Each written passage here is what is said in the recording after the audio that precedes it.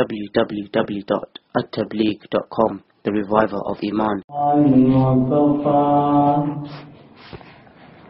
وسلام على عباده الذين اصطفى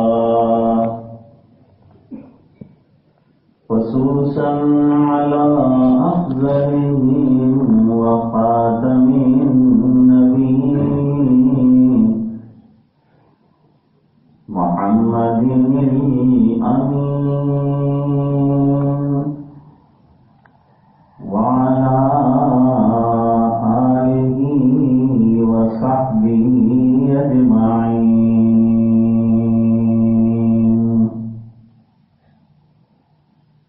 أما بعد، أعوذ بالله من الشيطان الرجيم. بسم الله الرحمن الرحيم.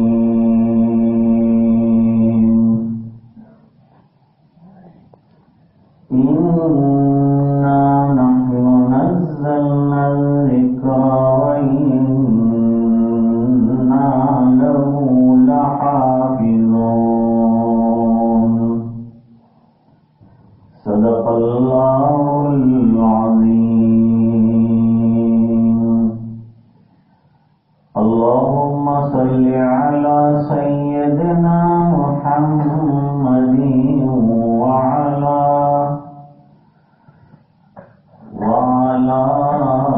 آل سيدنا محمد وبارك وسلم.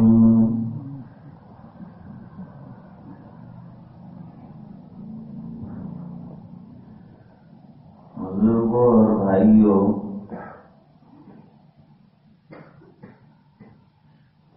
اور گھر میں بیٹھ کر سن رہی دینی ماں بہنیں،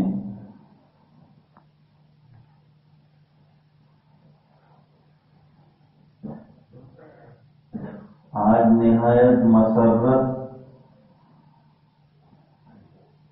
اور خوشی کا مقام ہے کہ ہمارے حضرت مولانا لقمان صاحب متذل العالی کے دو صاحبزادوں نے حفظ قرآن کریم کی سعادت حاصل فرمائی.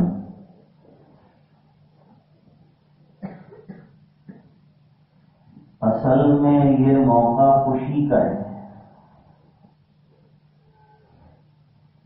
اور اس پر مسرت اور خوشی کا اظہار ہونا چاہیے، کرنا بھی چاہیے.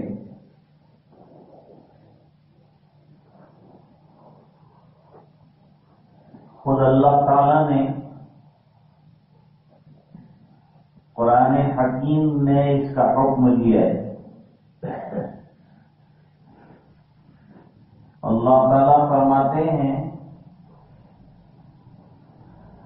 قُلْ بِفَضْلِ اللَّهِ وَبِرَحْمَتِهِ فَبِذَلِكَ فَلْيَفْرَحُوا. اے نبی صلی اللہ علیہ وسلم، آپ فرما دیجئے کہ اللہ کے اس فضل پر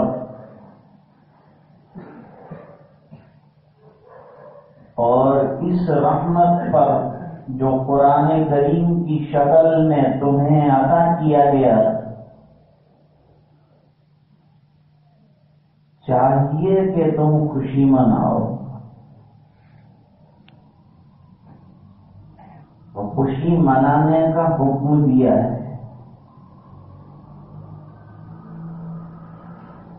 اور اس کی وجہ بھی بیان کی ہے.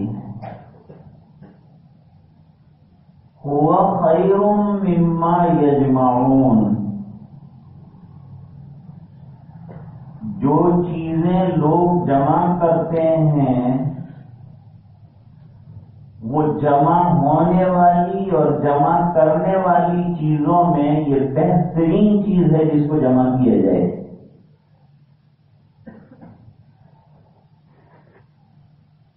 تو بچوں نے اور نونہالوں نے سینے میں قرآن کریم کی آیات کو جمع کیا ہے. اب ان کا سینہ قرآن کریم سے منور ہو گیا، چمک گیا. اب دنیا کے اندھیروں میں یہ جہاں بھی چلے جائیں گے یہ چراغ جلتا رہے گا اور ان کو راستہ بتاتا رہے گا. ان کو کوئی پریشانی نہیں ہو.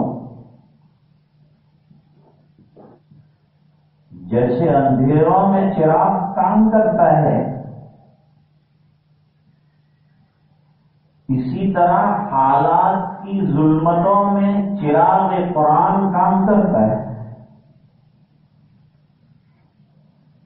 راہیں بتاتا ہے، راستے بتاتا ہے، روشنی دکھلاتا ہے، صراط مستقیم کا پتہ دیتا ہے. ان ھذا صراطی مستقیم فاتبعوہ. لیکن افسوس ہے ایک بات کا کہ ہم نے دنیا کو اور دنیا کی چیزوں کو بنسبت دین کے اہمیت دی ہے. فطری طور پر اللہ تعالیٰ قرآن کریم میں فرماتے ہیں کہ جو چیز لانگ لاسٹنگ ہو اور بہترین ہو ترجیح تو اس کو دینی چاہیے.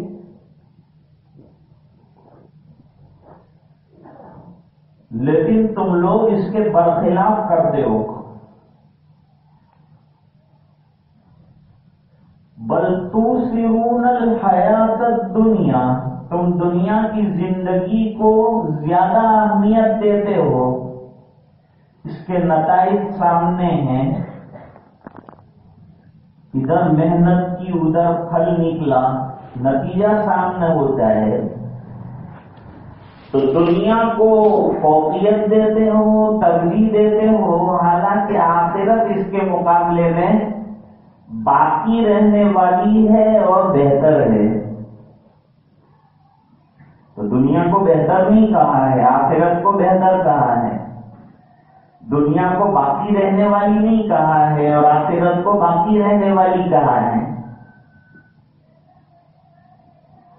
آپ ایک گھڑی خریدنے کے لیے گئے، گھڑی والے نے 2 گھڑیاں آپ کو بتائی. ایک گھڑی کی قیمت زیادہ بتائی اور یہ کہا کہ یہ گھڑی جو ہے لائف ٹائم چلے گی، اس میں کچھ کرنا نہیں پڑے گا. اور دوسری گھڑی چائنا کی بتائی کہ صبح سے شام چلے گی، دوسرے دن دوسری بدل لو، قیمت بھی کم ہے. چل جائے تو تمہارا نصیب ہے، شام تک چلے گی ورنہ شام تک چلے گی.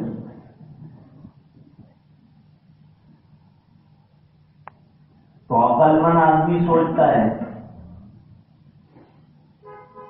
کہ ایک ایسی چیز جو لمبی عمر رکھتی ہے، پائیدار ہے، باقی رہنے والا ہے، اس کو وہ لیتا ہے.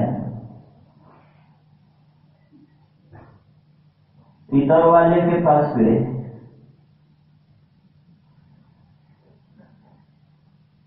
ایک جنت الفردوس بتایا 50 روپے تولا. آج کل تو لوگوں کو جنت الفردوس بھی سستی چاہیے. تو یوں کہا کہ 50 روپے تولا ہے لیکن خوشبو پائیدار نہیں ہے. تھوڑی دیر لگائیں گے تو خوشبو آئے گی، پھر غائب۔ دوسرا جنت الفردوس بتایا اور یوں کہا کہ یہ 500 روپے تولہ ہے لیکن پائیدار ہے، تو عقل مند ہوگا تو پائیدار چیز کو پسند کرے گا۔ اللہ فرماتے ہیں آخرت پائیدار ہے، دین پائیدار ہے، ایمان پائیدار ہے، قرآن پائیدار ہے۔ ایسا بھی پائیدار ہے کہ دنیا میں جو تلاوت کرتا تھا اس کو آخرت میں بھی تلاوت کرنے کا شوق ہوگا۔ قبر کو روشن کرنے والا ہے، وہاں بھی یہ چراغ کام آنے والا ہے۔ حدیث شریف میں مضمون آتا ہے کہ قرآن کریم اللہ کے دربار میں درخواست کرے گا رمضان میں تراویح میں کھڑے ہونے والوں کے لیے کہ اللہ میری وجہ سے ان لوگوں نے راتیں جو ہے کھڑے ہو کر گزاری ہے، لہذا جہاں میں رہوں وہاں یہ رہیں۔ تو جنت میں لے جائے گا قرآن اور روزہ کہے گا کہ اللہ میں نے اس کو دن کو بھوکا رکھا، تو جہاں میں رہوں وہاں یہ رہے۔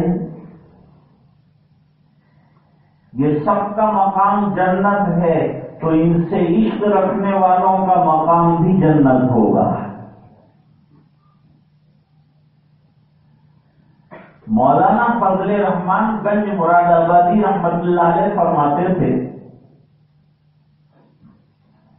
کہ جنت میں اللہ جب پہنچا دیں گے اور وہاں حوریں آئیں گی تو ہم ان سے یوں کہیں گے کہ بیویوں اگر قرآن سنانا ہے تو ٹھہرو ورنہ تمہاری ہم کو ضرورت نہیں ہے۔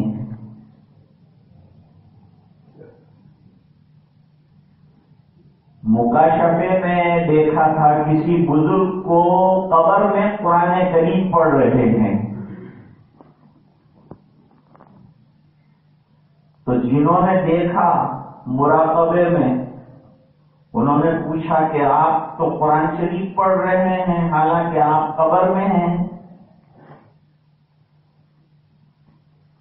اب تک کتنا پڑھا قرآن شریف؟ فرمایا 70,000 قرآن شریف ختم کر دی، تو اس پر اجر کتنا آپ کا جمع ہو گیا ہوگا؟ فرمایا ایک بسم اللہ دنیا میں جو تم پڑھتے ہو اس پر جو اجر تم کو ملتا ہے وہ بھی مجھے نہیں ملا ہے۔ کیا وجہ؟ وجہ یہ ہے کہ دنیا دار العمل ہے اور قبر اور برزخ جو ہے وہ دار الجزا ہے۔ کام کا میدان یہ ہے تو ہم غافل بیٹھے ہیں، اور قبر میں تمنا کریں گے تو وہاں کچھ کام نہیں آئے گا۔ اس لیے قرآن کریم میں جگہ جگہ مشرکین کو قیامت میں جو احوال پیش آنے والے ہیں وہ تمام احوال کو ایسا ذکر کیا ہے جیسے وہ احوال پیش آ چکے ہوں، تاکہ یہ زندگی ہے ابھی تو توبہ کر کے ایمان لے آئیں اور اپنی آخرت سنوار لیں۔ تو قرآن کریم نے عجیب بات کہی اور ہماری دو بیماریاں پکڑ لی اور آخرت کی دو خوبیاں بیان فرما دی۔ ایک تو یہ کہ ہم دنیا کو ترجیح دیتے ہیں اور اس کے پیچھے دوڑتے رہتے ہیں اور آخرت کو نظر انداز کرتے ہیں، حالانکہ آخرت میں دو خوبیاں ہیں، باقی رہنے والی ہے آخرت، اور دوسری بات یہ فرمائی کہ بہتر بھی ہے۔ دنیا کے مقابلے میں بہتر بھی. حدیث شریف میں فرمایا جنت میں ایک لکڑی رکھنے کی جگہ دنیا اور دنیا میں جتنی چیزیں ہیں ان کی قیمتوں سے زیادہ ہے.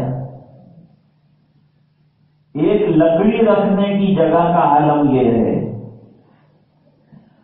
اور ایک ادنا جنتی کو اللہ تعالی اس دنیا کا 10 گنا دیں گے.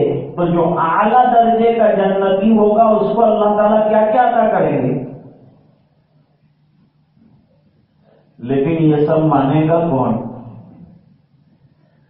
یہ سب ماننے کے لیے ایمان چاہیے. اور ایمان کے ساتھ، ایمان نام ہے اصل میں یقین کا. الایمان والیقین کلہ. ایمان اصل میں ایقان کا نام ہے، یقین کا نام ہے،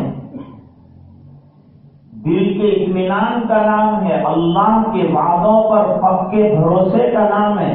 یہ اگر آ جائے گا تو آدمی دنیا کو نظر انداز کر سکتا ہے. حضرت ابراہیم علیہ السلام کا واقعہ اللہ تعالیٰ نے قرآن کریم میں بیان کیا ہے. کئی جگہ حضرت خلیل علیہ السلام کے واقعات کا ذکر ہے، جگہ جگہ تذکرہ کیا ہے. حضرت ابراہیم علیہ السلام نے اللہ کے دربار میں درخواست کی، رب ارنی کیف تحیی الموتى. اے الہ العالمین، آپ مار دینے کے بعد جلائیں گے کیسے؟ موت کے بعد دوبارہ زندگی کیسے ہوگی؟ یہ ہمارے ذہنوں میں کیسے آئے؟ اللہ کی طرف سے سوال آیا، قال اولم تؤمن. کیا تمہارا اس پر ایمان نہیں ہے؟ تم اس کو نہیں مانتے؟ ایمان ماننے کو کہتے ہیں نا، جاننا، ماننا، یقین کرنا، عمل کرنا، یہ سب کا نام ایمان ہے. مانے گا، جانے گا تو عمل نہیں کرے گا. نماز کو مانا، جانا تو پڑھ نہیں رہے ہم لوگ. زکات کو مانا، جانا تو زکات نہیں دے رہے ہم لوگ. حج کو مانا، جانا تو ہم نہیں کر رہے. جنت کو نہیں مان رہے. یہ سب عقیدوں کے اندر آتا ہے. اور عقیدوں کو پختہ کرنا ایسا ہے جیسے ہاتھ کا انگوٹھا. انگوٹھا کاٹ دیں آپ تو 4 انگلیوں کی طاقت ختم ہو جاتی ہے. اس طرح عقیدہ کاٹ دیں تو عمل کمزور پڑ جاتے ہیں. آج ہمارے عمل کمزور کیوں ہیں؟ اس بنا پر کے اندر کا عقیدہ جو مضبوط ہونا چاہیے وہی ڈاماڈول ہے. یقین جو ہونا چاہیے وہ نہیں ہے. اور حضرات انبیاء علیہ السلام کا یقین اپنے عروج پر ہوتا ہے، پھر صحابہ کرام کا ان کے بعد کا ہوتا ہے، پھر ان کے بعد کے لوگوں کا ان کی حیثیت کے اعتبار سے ہوتا ہے.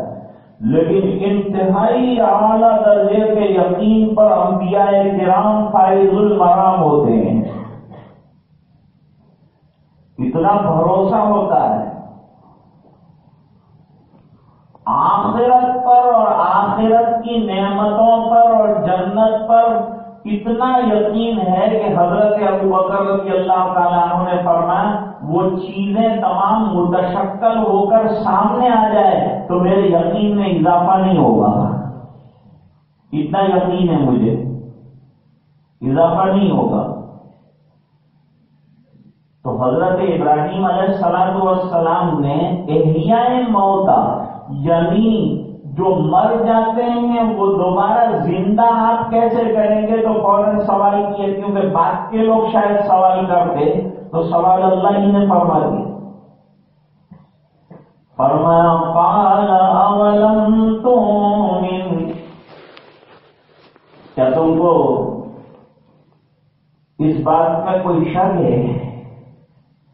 اس کو مانتے نہیں ہو؟ اس سے کہا جا رہا ہے، حضرت خلیل علیہ السلام والسلام سے کہا جا رہا ہے، اس کو مانتے نہیں ہو کیا؟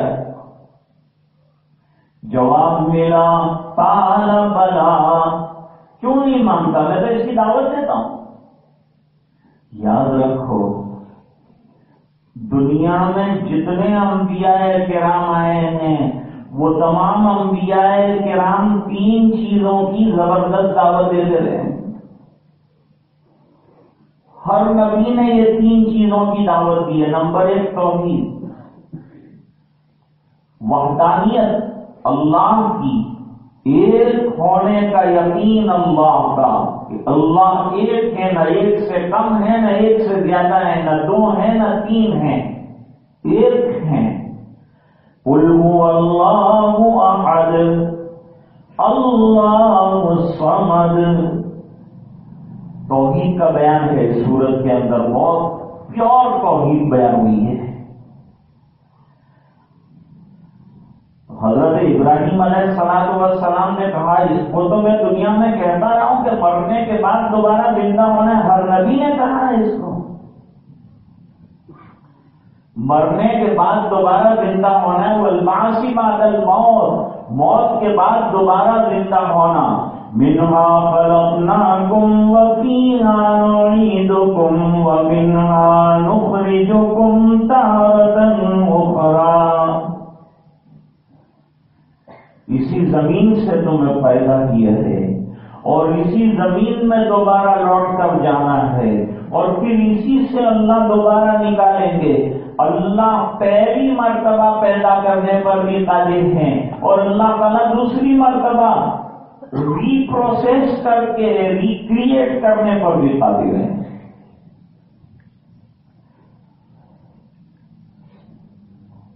واقعات میں لکھا ہے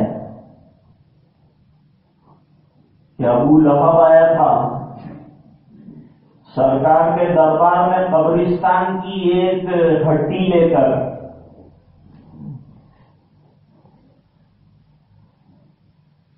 اور وہ ہڈی اتنی پرانی ہو گئی تھی قبرستان کی کہ اس کو سرکار کے سامنے یوں مسل کر پاؤڈر کیا اور کہا، تم یہ کہتے ہو کہ یہ پاؤڈر کو دوبارہ زندگی ملے گی؟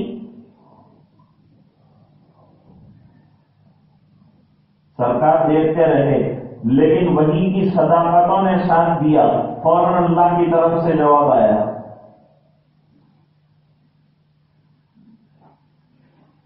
قال من يحيي العظام وهي رميم، کون یہ بوسیدہ ہڈی کو دوبارہ زندہ کرے گا؟ اللہ نے فرمایا، جواب دیجیے نا نبیوں، فرمائیے قل یحییها الذی انشأها اول مرہ، آپ فرما دیجیے کہ جس ذات نے یہ ہڈی نہیں تھی اور وجود پذیر فرمائی، وہ اس بات پر قادر ہے کہ دوبارہ انسان کو مرنے کے بعد پیدا فرمائے۔ تو جواب دیا، بالکل مانتا ہوں۔ توحید، رسالت، آخرت، 3 چیزیں زبردست عقیدے ہیں، اور رسولوں کو اس لیے منوایا کہ وہ باتیں وہ بتاتے ہیں جو آپ کی آنکھوں سے نظر نہیں آتی، اللہ نے نبی کو دکھائی ہے وہ باتیں، تو نبی کہتے ہیں میں نے دیکھ لیا ہے، تم مجھے مان لو، میں کہتا جاؤں مانتے جاؤ تو تمہارا ایمان کمال درجے کو پہنچ جائے گا۔ بس مانتے چلے جانا پڑے گا، شک نہیں، ایمان شک کا نام نہیں۔ قال بلا ولكن ليطمئن قلبي، میں تو اس لیے سوال کر رہا ہوں کہ مجھے اطمینان ہو جائے، ایمان تو ہے، اطمینان قلبی بھی نصیب ہو جائے۔ تو سوال کیوں کیا تھا؟ اطمینان قلبی کے لیے کیا. تو آخرت ایسی یقینی اور پائیدار چیز ہے، اگر یہ یقین ہمارے اندر ہو تو، اور آخرت کا عقیدہ کہ مر کر اللہ کے سامنے کھڑے ہونا ہے، تو ہماری زندگی کا طرز کچھ اور ہوگا. ہر وقت یہ عقیدہ اور یہ یقین ہو کہ میرے ہر قدم کا، میرے ہر بول کا، میری ہر بات کا مجھے اللہ کے سامنے جواب دہ ہونا ہے، اور مجھے سوال کا جواب دینا ہے، اور مجھ سے پوچھا جانا ہے. تو پھر انسان کے چال چلت بدل جائیں گے، اس کے چلن بدل جائیں گے، اس کے احوال جو ہیں وہ بدل جائیں گے. تو اللہ فرماتے ہیں بل تؤثرون الحیات الدنیا والآخرۃ خیر وابقا. وہ صحابی سے پوچھا تھا حضور پاک صلی اللہ علیہ وسلم نے، صبح کیسی کی، کیف اصبحت، صبح کیسی رہی؟ فرمایا کہ ایمان پر صبح کی میں نے، الحمدللہ ایمان کے ساتھ صبح کی. ہم کو کوئی پوچھتا ہے کیسی صبح کی، خوب سو کے صبح کی، پوری رات خوب نیند آئی، خوب خراٹے نکالے. وہ یوں کہتے ہیں کہ اس حالت میں اٹھاؤں کہ ایمان والا ہوں. تو سرکار نے فرمایا سوچ کے بولو کیا بولتے ہو، کیا کہا تم نے؟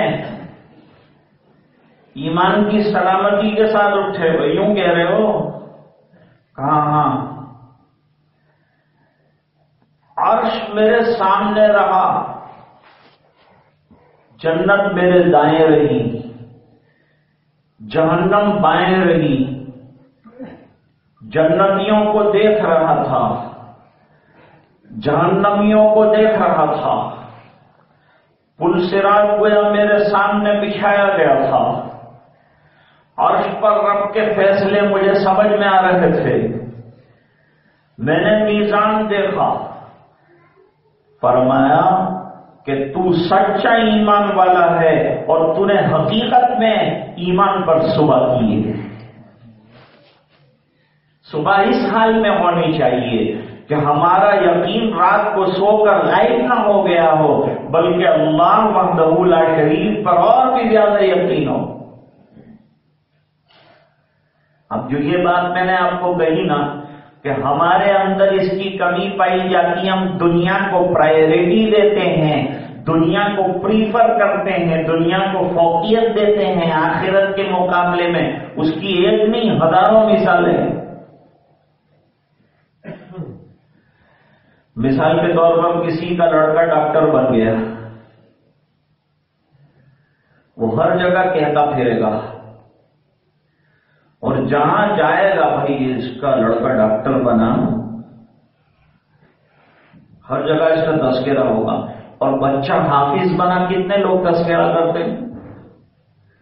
بچہ عالم بن کے آیا تو میں نے تو ایسا دیکھا ہے کہ جو عالم بنتا ہے اس کا باپ بھی اس کو مبارکباد دینے نہیں آتا.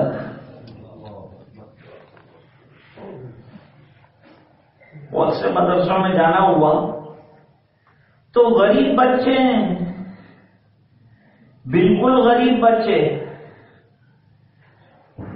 جن کے ماں باپ مزدوریاں کر کے پیسے جسم سے بچا بچا کے اور نی لگاتے اپنے جسم کے اوپر بچا بچا کے، یہ غریب بچے جو حفظ کر رہے ہوتے ہیں ان کو بھیجتے ہیں. اور باپ جو ہے بہت عرصے کے بعد بچے کے حافظ بن جانے کا فنکشن پورا ہو گیا، پھر آیا تو اس نے رو کر کہا کہ حضرت میرے پاس آنے کا پیسہ بھی نہیں ہے کہ میں آ کے میرے بیٹی کی خوشی میں شامل ہوتا. حقیقت میں یہ خوشی کی چیز ہے. اگر خوش ہونا ہے تو اس پر خوش ہونا ہے مال ملا کسی کو تو خوشی کے لیے کہاں ہے قرآن کریم نے؟ وہاں تو یوں کہا ہے لا تفرح ان اللہ لا يحب الفرحین۔ اتراؤ مت مال پر، مال اترانے کی چیز نہیں ہے، آج ہے کل نہیں، لے کے آیا نہیں لے کے جائے گا نہیں، خالی ہاتھ آیا ہے خالی ہاتھ جائے گا، جتنا ہے سب چھوڑ جائے گا۔ جن پیسوں کے لیے دماغ پاشی کرتے ہیں، بچہ پیدا ہوتا ہے تو اس کو لپیٹتے ہیں ایسے کپڑے کے اندر جس میں جیب نہیں ہوتا، اور جب مرتا ہے تو اس کو ایسے کپڑے میں لپیٹتے ہیں جس میں جیب نہیں ہوتا، تو اس کے بیچ والی زندگی میں جیب پر اتنی محنت کیوں؟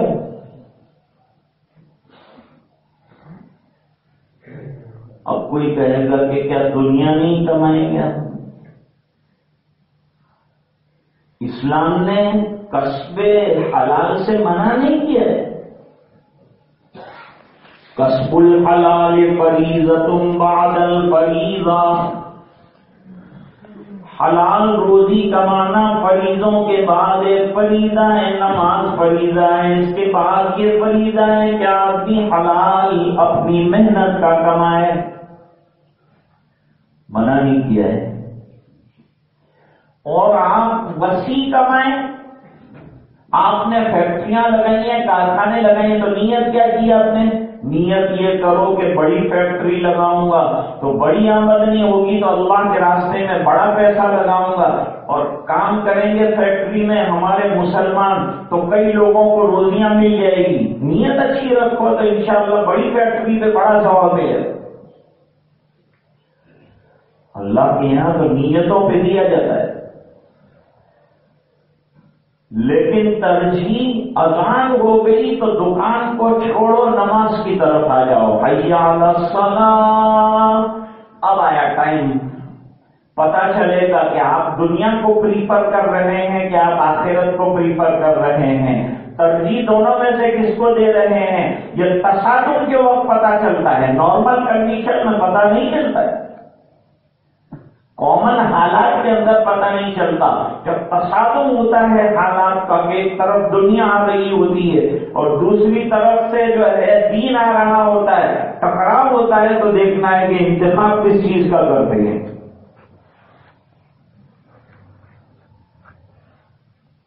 یہ سب سے بڑی بات ہے۔ قارون کو اللہ نے بہت مال و دولت عطا کیا تھا، حضرت موسیٰ علیہ السلام نے زکات نکالنے کو کہا تو یوں کہا کہ میں نے میری محنت سے کمایا ہے اور اس میں سے ٹیکس نکال کر دوسروں کو جنہوں نے ہاتھ پیر بھی نہیں ہلائے میں کیسے دے دوں؟ نہیں دوں گا میں۔ تو مال کے ساتھ دھسایا گیا، اور خزانے کا عالم یہ ہے کہ ہر سال اپنے خزانے کا شو کرتا تھا، اور شو کا عالم یہ کہ 40 اونٹوں کے اوپر اس زمانے میں چھوٹے چھوٹے تالے نہیں ہوتے تھے اور سب ریموٹ کنٹرول کا نظام نہیں تھا، تو تالے بھی بڑے لگاتے تھے، چابیاں بھی بڑی بڑی ہوتی تھیں، اس کو جو ہے اونٹوں کے اوپر لاد کر 40 اونٹوں کا قافلہ تو خالی چابیاں لے کے چلتا تھا۔ 40 اونٹوں پر تو چابیاں جا رہی، 40 اونٹوں پر چابیاں خالی جا رہی، تو خزانے کتنے ہو گئے؟ کہتے ہیں نواب صاحب کا بہت زبردست خزانہ تھا، چپکے سے انہوں نے چابی لی، کھولا اور چابی کنارے پر رکھ دی اور دیکھنے نکلے، ٹارچ لے لی، روشنی لے لی کہ میرے خزانے میں کیا کیا جواہرات ہیں، کیا کیا ہیرے موتی ہیں، ذرا دیکھو تو صحیح۔ دیکھنے کو چلے، لیکن جب دیکھ کر بہت دیر کے بعد تھک ہار کر واپس آئے تو دروازہ بند تھا، کھولنے کی کوشش کی تو کھلتا نہیں ہے، ادھر سے لاک کر دیا تھا وہ خزانچی نے، اس کو نہیں معلوم کہ نواب صاحب اندر ہے۔ 3 دن اندر گزر گئے، لوگ باہر ہی تلاش کرتے رہے، کسی کو خیال بھی نہیں تھا کہ خزانے میں ہیں، اور سونا اٹھا کے زمین پر پٹکتے تھے، وہ ہیرے اٹھا کر زمین پر پٹکتے تھے کہ ہیروں سے زندگی نہیں بچ سکتی اور سونے کے ٹکڑوں سے زندگی نہیں بچ سکتی، اگر سوکھی روٹی کا ٹکڑا ہوتا تو آج میں زندگی جی جاتا۔ سونے سے کیا ہوتا ہے اور چاندی سے کیا ہوتا ہے؟ سب دھرا کا دھرا رہ جاتا ہے، آدمی چل دیتا ہے، جمع کرتا ہے آدمی۔ 50,000 کمانے والا بھی جو ہے وہی 5 روٹی 3 روٹی 4 روٹی کھاتا ہے، اور جو 50 روپے کماتا ہے وہ کبھی اس سے اچھا کھا لیتا ہے۔ تو اتنے بڑے خزانے کو دکھانے کے لیے نکلتا تھا، اور لوگ کنارے پر کھڑے ہو کر رشک کرتے تھے کہ ہائے کیا خزانہ ملا ہے، کیا اس کو دنیا ملی ہے، کیا اس کو چیزیں ملی، ارے واہ بھائی واہ کہنا پڑے۔ تو جو علم والے تھے، علم کس کو کہتے ہیں؟ جو کھرے کھوٹے کی پہچان کرا دے اس کو علم کہتے ہیں، جو حقیقت اور بناوٹ کا پتہ لگا لے اس کو علم کہتے ہیں، جس سے انسان اللہ کو پہچان سکے اس کو علم کہتے ہیں۔ ایسے علم والے جو ہے وہ ان لوگوں کو سمجھاتے تھے کہ مت ریچھ جاؤ اور مت جو ہے اس کی مال پر رال مت ٹپکاؤ، کوئی فائدے کی چیز نہیں ہے۔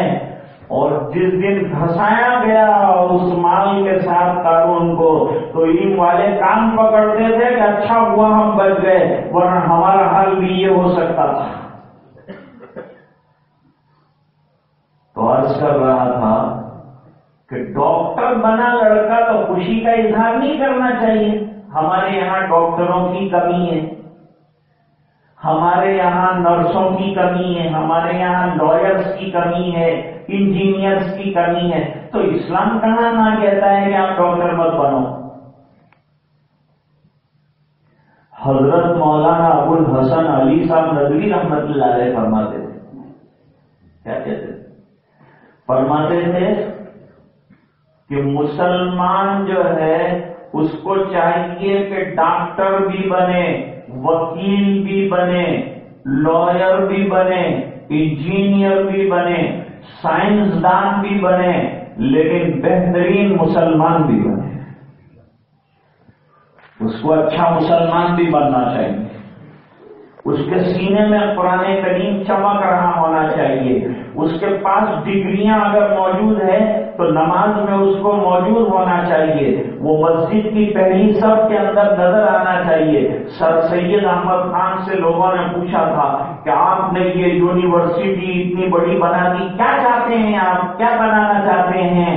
اسلامی بچوں کو، مسلمانوں کو کیا بنانا چاہتے ہیں؟ کہا لائر بنانا چاہتا ہوں، انجینئر بنانا چاہتا ہوں، پائلٹ بنانا چاہتا ہوں، ایمبیسڈر بنانا چاہتا ہوں، لیکن یہ چاہتا ہوں کہ وہ بڑے بڑے دفاتر میں بیٹھے ہوں، لیکن جب اذان ہو جائے ان کی گاڑی جھنڈے والی جو ہے نا وہ مسجد کے دروازے پر کھڑی ہو اور وہ پہلی صف میں کھڑے ہو۔ اس طرح کا چاہتا ہوں میں نظام۔ مولانا فضل الرحمان گنج مراد آبادی رحمت اللہ علیہ وضو بنا رہے تھے، اچانک کہنے لگے کہ سر سید کو بخشا جا رہا ہے، اللہ کے یہاں موت کا وقت آیا، بخشا جا رہا ہے۔ کسی نے خواب میں دیکھا تھا تو پوچھا سر سید صاحب سے کہ کیا رہا، تم نے بہت بڑی یونیورسٹی بنا ڈالی تو کیا رہا؟ فرمایا اللہ نے بخش دیا۔ کہا کیا پوچھا؟ کہا کیا لے کے آئے ہو اپنی جھولی میں، کیا دیا امت کو؟ تو کہا امت کو خالی دنیا کے کام کا میں نے بنایا۔ تو اللہ نے فرمایا کچھ نہیں کیا تو دنیا کے تو کم سے کم کام کا بنایا، جا اس پر تیری مغفرت کر۔ تو اللہ تعالیٰ کون سی چیز پر نوازے گا یہ تو کہہ نہیں سکتے، لیکن جتنی بھی ڈگریاں ہیں وہ اللہ کی کتاب کے سامنے، قرآن کریم کے سامنے اس کی کوئی حیثیت نہیں۔ لوگ کہتے ہیں انجینئر کی ضرورت ہے، ڈاکٹر کی ضرورت ہے، لائر کی ضرورت ہے، تو یہ سب مدرسے بند کر دیں گے تو علماء کی بھی ضرورت ہے، اماموں کی بھی ضرورت ہے، مفتیوں کی ضرورت ہے، مؤذن کی ضرورت ہے، مکتب میں مدرسین کی ضرورت ہے، تو وہ کون پوری کرے گا پھر؟ اس لیے یہ دونوں نظام اپنی جگہ ضروری ہے کہ مکتب بھی چل رہا ہے، مدرسہ بھی چل رہا ہے، اور آپ کا بچہ اسکول میں پڑھ رہا ہے، لیکن عقیدے کی پختگی کے ساتھ اگر یہ بچہ جائے گا تو وہاں کے خراب چیزیں جو ہے لے کے گھر نہیں آئے گا، تو اپنے گھر کے ماحول کو عمدہ بناؤ، ایماندار بناؤ، شاندار بناؤ، تاکہ وہ چیزیں وہ جو سیکھ کے آیا ہے وہ اس کے دل میں گھر نہ کر جائے، گھر کو ایسا بناؤ۔ اللہ تعالیٰ قرآن کریم میں فرماتے ہیں، ابھی تلاوت کر رہے تھے مولانا، یا ایھا الذین آمنوا قوا انفسکم واہلیکم نارا وقودها الناس والحجارہ، اے ایمان والو اپنے آپ کو بچاؤ، یہ چاروں طرف آگ لگی ہے، دنیا کی محبت کی آگ، دنیا کی آگ، گناہوں کی آگ، چھوٹے گناہوں کی آگ، بڑے گناہوں کی آگ، نگاہ اٹھاؤ تو نگاہ گناہگار، قدم اٹھاؤ تو قدم گناہگار، کان لگاؤ تو کان گناہگار، بولو تو زبان گناہگار، ایسے گناہوں کے سائیں سائیں کرتے ہوئے دور میں تم جی رہے ہو تو اپنے ایمان کی حفاظت کرو، بچاؤ، یہ گناہوں کے کھپڑ سے نکالو اپنے آپ کو اور ایمان کی فضاؤں میں لاؤ، اور اپنے گھر کی فضا کو ایماندار بناؤ، ماحول کو شاندار بناؤ، روحانی بناؤ، گھر میں تلاوت کا نظام چلاؤ، گھر میں قرآن کریم کی تلاوت، گھر میں نمازوں کا نظام بناؤ۔ الحمدللہ آپ کے گاؤں کے اندر بھی کتنے شاندار مکان بنتے ہیں، حضرت بھائی صاحب کا مکان کتنا شاندار بنا، تو ایک زمانے میں لٹکے ہوئے نلیے، گرے ہوئے چھپرے، اس کے اندر بھی ہم آئے، ان کے دادا جان وہاں بیٹھے رہتے تھے، مٹی کا لیپا ہوا اوٹا اس کے اوپر بیٹھتے تھے، اور ہم عیادت کے لیے آتے تھے، میرے والد صاحب رحمۃ اللہ علیہ کے ساتھ ملاقات کے لیے حاضری ہوتی تھی، حضرت صوفی صاحب سے ملنا ہے۔ اب آج اللہ تعالیٰ نے نواز دیا تو میرے والد صاحب یہ فرماتے تھے کہ جب اللہ تعالیٰ نے نوازا ہے، مکان بنا رہے ہیں، شاندار کمرے بنا رہے ہیں، ڈائننگ روم بنایا اور بیڈ روم بنایا اور لیونگ روم بنایا، تو ایک پریئر روم بھی بناؤ، ایک نمازوں کا کمرہ بھی بناؤ۔ امام بخاری رحمۃ اللہ علیہ فرماتے ہیں اپنے مکان کے اندر ایک نماز کا کمرہ مستقل رکھو، اور وہ نماز کے کمرے میں خواتین بھی نماز پڑھیں، اور سنت اور نفل جو ہیں آپ وہ گھر کے اندر پڑھیں، تاکہ گھر کے بچے دیکھیں، بچیاں دیکھیں، ماحول بنے، نماز کی فضا بنے، اور گھر قبرستان نہ بنے۔ حدیث پاک میں فرمایا اپنے گھروں کو قبرستان بننے سے بچاؤ۔ ارے گھر کیسے قبرستان بن سکتا ہے؟ ایک قول تو یہ ہے کہ قبرستانوں میں گھر مت بناؤ۔ سوال ہوتا ہے کہ قبرستان میں کون گھر بنائے گا؟ میرے پاس پتے ہیں، میں آپ کو بتا سکتا ہوں، ایسی جگہ ہے جہاں لوگوں نے قبرستان کی جگہوں پہ قبضے کر کے گھر بنائے ہوئے ہیں، ایسی جگہ جانتے ہیں ہم لوگ، معلوم نہیں ان کو اللہ کا ڈر ہے کہ نہیں۔ آپ کو روزانہ حالات آتے ہیں کہ یہ چونک کے اٹھتا ہے، میں نے کہا اور اٹھے گا، تو نے گھر جیسی جگہ بنایا ہے کہ چونک کے مردے اٹھ رہے ہیں تو یہ نہیں اٹھے گا۔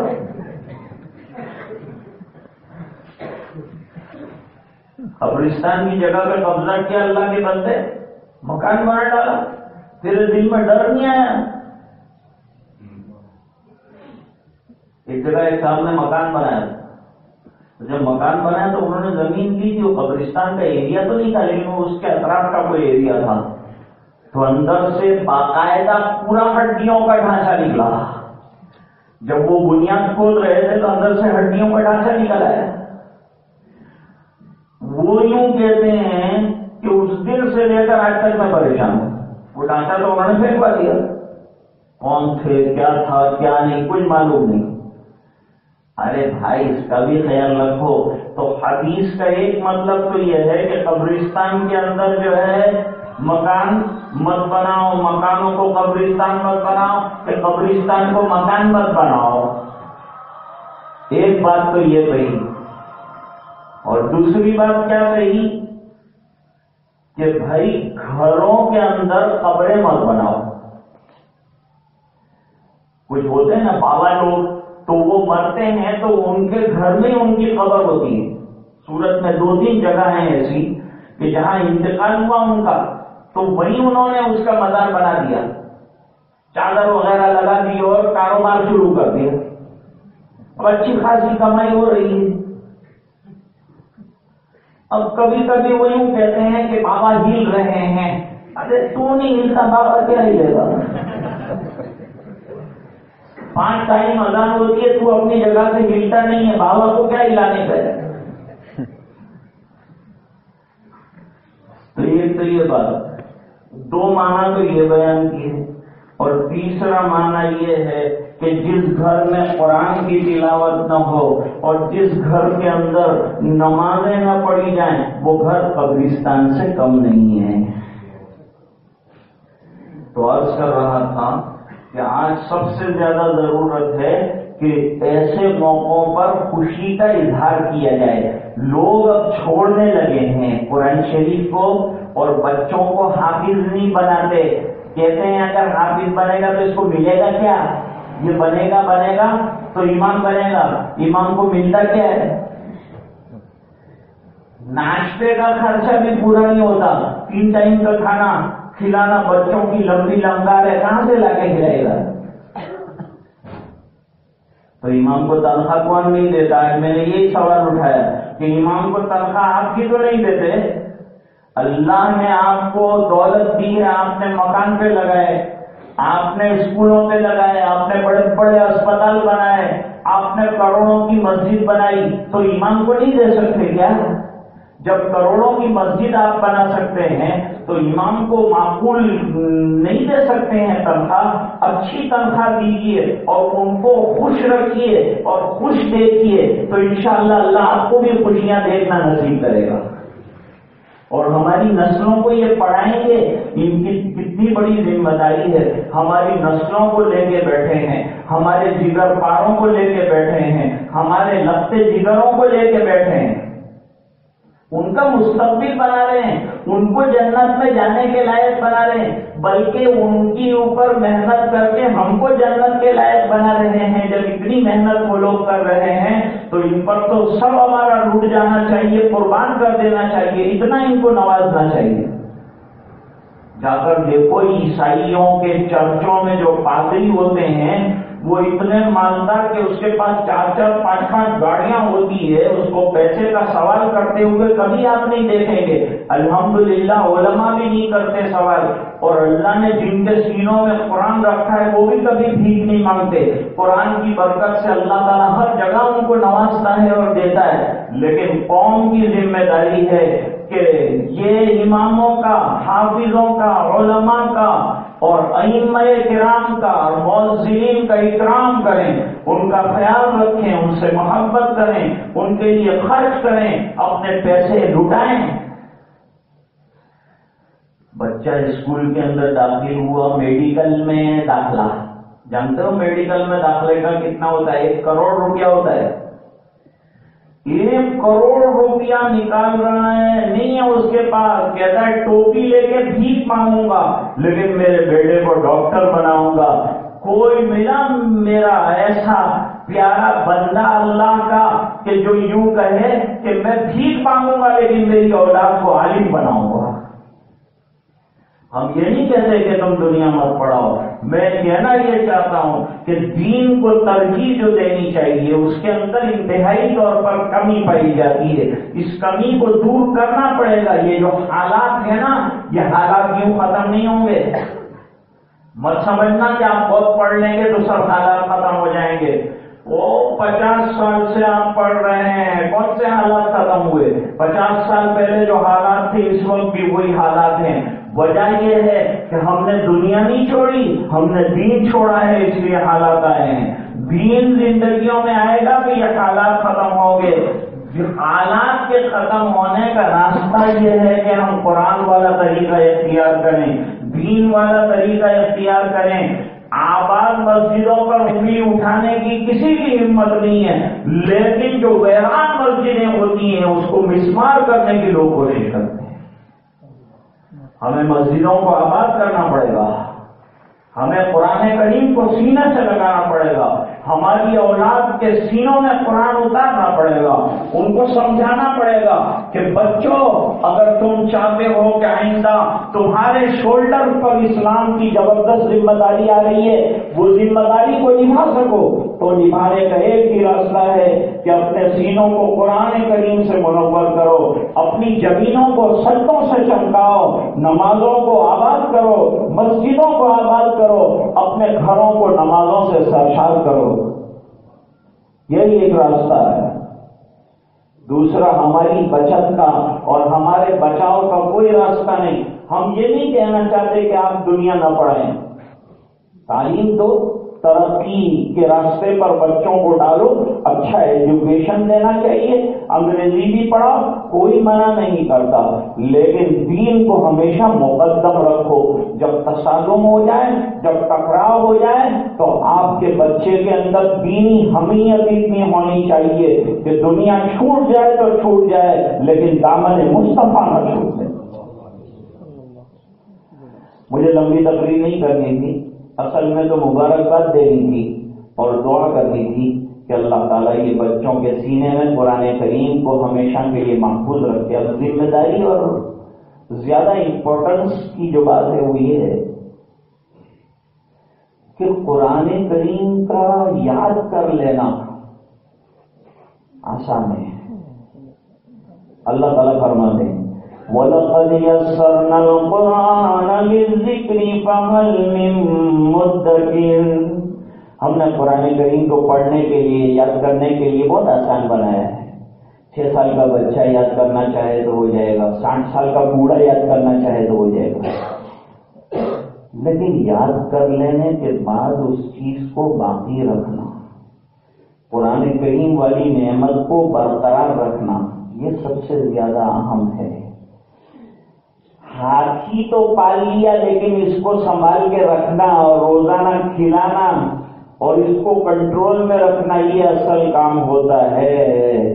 بالکل اسی طرح سینے میں قرآن کریم آ گیا، فرمایا بے توجہی کریں گے تو جتنی جلدی آیا ہے اتنی جلدی چلا بھی جائے گا، تو یہ چلانا جائے اس کی نگرانی کوئی دوسرا باہر سے پولیس مین نہیں کرے گا، کوئی چوکیدار نہیں کرے گا، وہ نگرانی آپ کو کرنی ہے۔ وہ نگرانی خود اس ہیرا جس کو دیا گیا ہے اور جس ہیرے سے قلب منور ہوا ہے اور دل چمکا ہے، وہ ہیرے والا جو ہے وہی اس کی نگرانی کرے گا، کوئی باہر کا آدمی نگرانی نہیں کر سکتا۔ ماں باپ کتنا کہیں گے، ان کے سر پہ تاج بھی آ گیا، ان کو سب نعمتیں آخرت والی دے دی جائیں گی، لیکن آپ کے ہاتھ سے یہ نعمت نکل نہ جائے اور نکلی تو یہ ڈبل وعید بن کر آئے گی، اللہ کے دربار میں کوڑی ہو کر حاضر ہوگا، ہڈیوں کا ڈھانچہ بن کر حاضر ہوگا اور کہا جائے گا کہ یہ وہ ہے جس نے قرآن یاد کیا اور بھلا دیا۔ اس لیے قرآن کریم کے یاد کرنے کے بعد ذمہ داری بڑھ گئی، اور ذمہ داری یہ بڑھی کہ اب اسے یاد کیے ہوئے کو برقرار رکھنا، اور میت قبر میں اترے اس سے پہلے تک سینے میں قرآن کریم کا موجود رہنا یہ بہت زیادہ ضروری ہے۔ اس لیے جن کو یہ نعمت ملی ہے وہ روزانہ پابندی کے ساتھ تلاوت کریں اور پوری زندگی تلاوت کریں اور اسے طے کر لیں کہ حفظ جان بنائیں گے، اور اتنا ہی نہ کریں بلکہ اس کی نشر و اشاعت میں لگ جائیں، اس کے کام میں لگ جائیں، اس کی خدمت میں لگ جائیں، اس بنا پر کہ خدمت قرآن سے بڑھ کر کوئی خدمت نہیں ہے۔ حدیث پاک میں فرمایا خیرکم من تعلم القرآن وعلمہ، تم میں سے بہترین وہ ہے جو قرآن کریم سیکھے اور سیکھنے کے بعد سکھانے کے کاموں میں لگ جائے۔ اللہ تعالیٰ حضرت مولانا کے اس محنت کو قبول فرمائے اور مدرسہ عافیت کے ساتھ جاری رہے. یہ بچے ہمیشہ یاد رکھیں، قرآن کریم کی تلاوت جاری رکھیں، تادم حیات اللہ تعالیٰ ان کے سینوں کو قرآن کریم سے مرصع اور مزین رکھے اور ہر قسم کی آفات سے، بلیات سے، حادثات سے اللہ تعالیٰ جملہ مسلمانان عالم کی حفاظت فرمائے. آج اس موقع پر رویندرا ہی کے باشندے اور چمکتے ستارے اور آفتاب و مہتاب ہمارے حضرت مفتی عبداللہ صاحب دامت برکاتہم العالیہ کے لیے بے حد دعا کرنا ہے کہ اللہ تعالیٰ ان کو باعزت رہائی نصیب فرمائے. اور دوسری دعا یہ کرنی ہے کہ وہ بیمار بھی چل رہے ہیں، اللہ تعالیٰ ان کو شفائے کاملہ عاجلہ مستمرہ دائمہ نصیب فرمائے اور ان کے سائے کو تا دیر رویندرا والوں پر اور پورے عالم پر قائم دائم رکھے اور ان کا علمی فیض جو چل رہا ہے، جاری ہے، اللہ تعالیٰ مزید اس کو پھیلائے، بڑھائے، آگے بڑھائے اور اللہ تعالیٰ ان کے خانوادے سے بھی کام لے اور اسے بھی اپنے فضل سے قبول فرمائے. کچھ علماء جو ہیں وہ بیمار ہیں، ان کے لیے بھی دعا فرمائیں کہ اللہ تعالیٰ تمام کو شفاء کاملہ عطا فرمائے. اور کچھ لوگ دنیا سے تشریف لے رہے ہیں، ان کے لیے قریب ماضی میں ان کے لیے دعا فرمائیں کہ اللہ تعالیٰ مرحومین مرحومات کی بے انتہا مغفرت فرمائے، عالیین میں بہترین مقام عطا فرمائے. اور باقی جمی قبرستان والوں کے لیے دعا کرنا ہے، اللہ تعالیٰ جمی قبرستان والوں کی مغفرت فرمائے، ہم سب کو ایمان پر دائم قائم فرمائے اور قرآن کریم کا عاشق اور شیدائی بنائے، اس کے ایک ایک حرف سے پیار نصیب فرمائے، اس کی آیات کا تلاوت کرنا نصیب فرمائے اور اس کے احکام پر عمل درآمد ہمیں عطا فرمائے. وآخر دعوانا الحمدللہ رب العالمین. ذکر کے لیے کہا ہے حضرت مولانا نے، تو ذکر بھی لا الہ الا اللہ کا چند منٹوں کے لیے کر لیتے ہیں، اس کے بعد دعا کریں.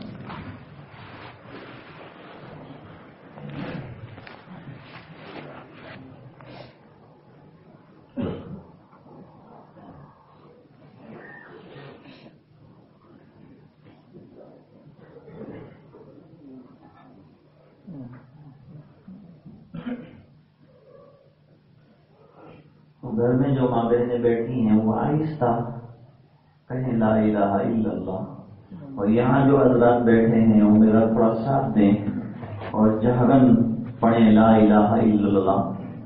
جب محمد الرسول اللہ کہا جائے گا تو یہ ذکر ختم ہو جائے گا اور ذکر کے بعد فوراً دعا ہو جائے گی اور دعا کے بعد پھر روشنی شروع کر سکتے ہیں.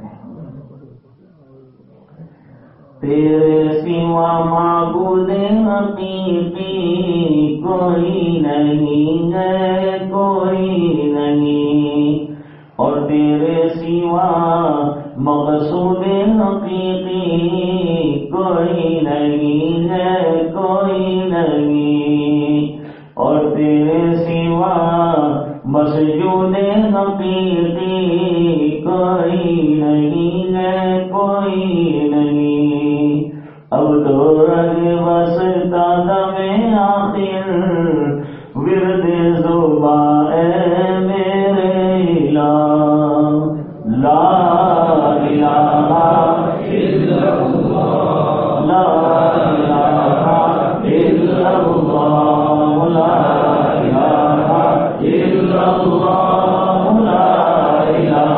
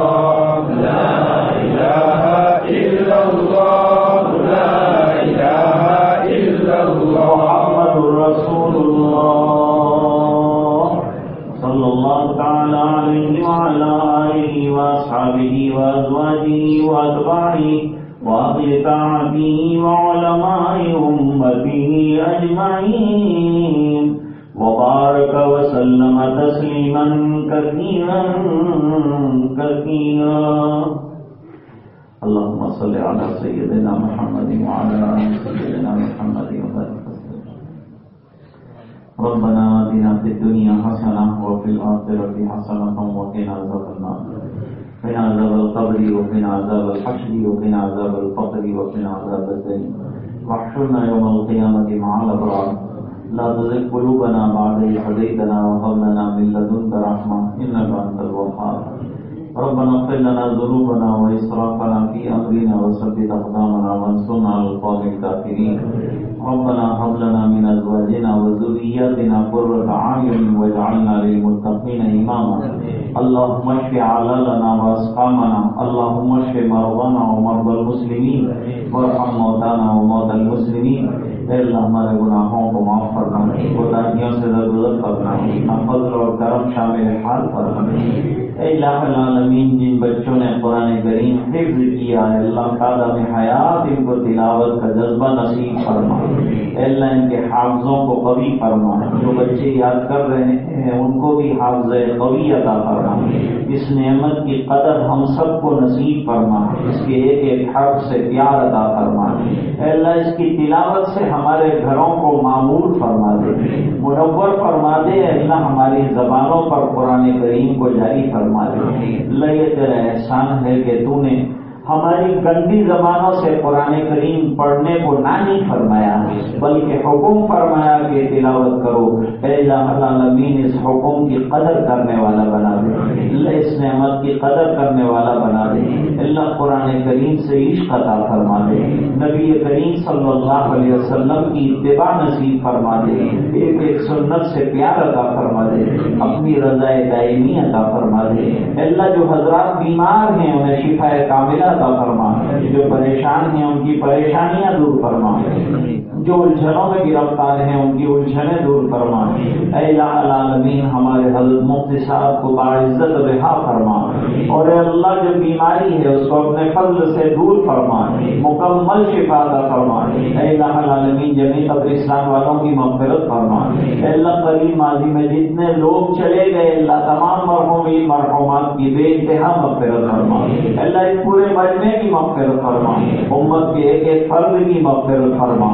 دعائیں اپنے فضل و کرم حبیب پاک صلی اللہ علیہ وسلم کے تو خیر منظور فرما، برحمتک یا ارحم الراحمین۔